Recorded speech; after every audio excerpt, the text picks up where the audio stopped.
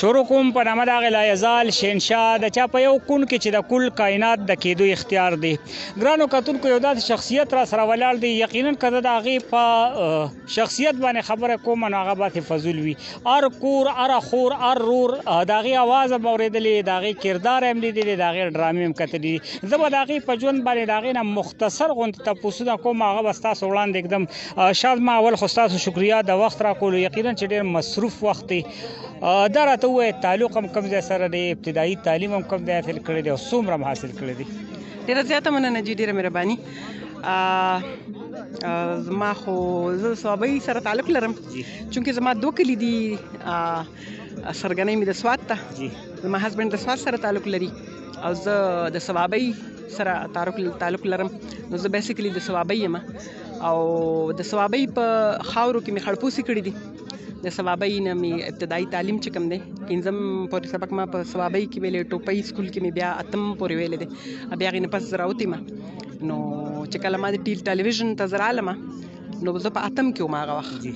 بیا هغې نه پس چې کوم دی نو میټرک ما پېښور له ډیګري نه کړی دی او هغې نه پس چې کوم دی نو بیا ما فرسټ ایئر او سیکنډ ایئر او تھرډ ایئر او فورث بي اے ما د اسلام آباد نه کړی دی. تر دې دمه په څونه ډرامو کې کار کړی دی؟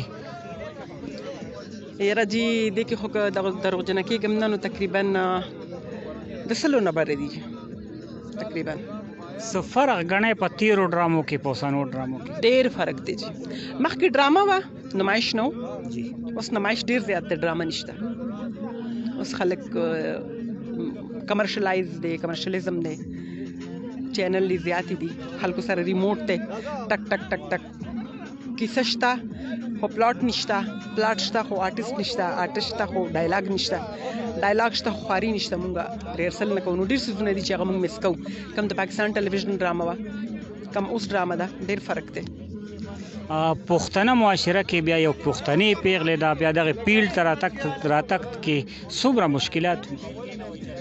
ډېره زیاته ګرانه وه جي. د نن تقریبا 14 کاله وشو، په هغې کې ډېره زیاته فاصله تېر شوه. هغه وخت کې لږ ګرانه خبره وه د خپل کلي نه راتلل. په زما چونکې دا جي دي خدای وبخي هغه په آرمي کې و او چې هغوی ته کله ما دا خبره وکړه، زما د ماما زوی و هغه انجینیر و پاکستان ټلویزیون کې، محمد اسرار یوسفزی.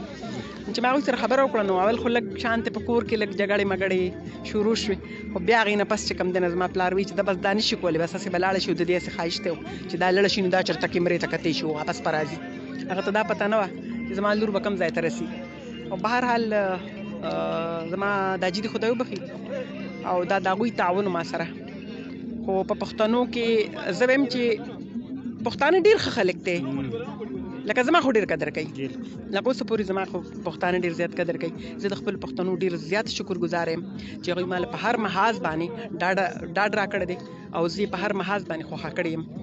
خو څه خلک داسې شته چې هغه په معاشره کې راوځي لږ شانتې، نو څه لږ ډېرې مسلې وي. خو زه هغه پیغلو ته هم دا خبره کوم چې لږ د خپل خاندان، لږ د خپل کور والا او لږ د خپل ورونو، خویندو، خاوند، پلار، د دې خلکو لږ خیال ساتل دي، خپل خواهشونه پوره کول دي، خو د یو دایرې دننه. ډېره مننه کوو ملګري، روټۍ ته هم کېناستل، تاسو باندې مننه. ګرانو کتونکو دا و شازبه حلیم کوم چې د پښتو د ډرامې یو نوم دی، یو معیاري نوم دی. د هغې خبرې تاسو ته در ورسولې. محمود جان عمرزی اجازت غواړي د لوی الله په امان.